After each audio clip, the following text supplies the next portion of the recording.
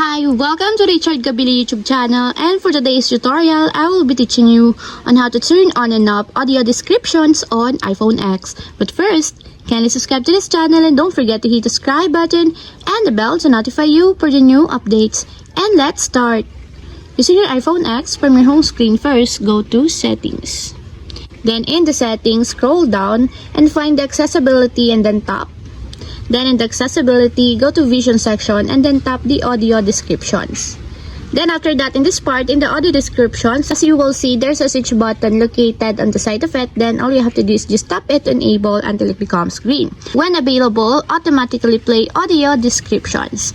And if you want to disable or turn off, just tap again the switch button, just like this. And that's it, we have successfully turned on and off audio descriptions on iPhone X. If you have a question, can you comment down below, and don't forget to hit the subscribe button and the bell to notify you for the new updates.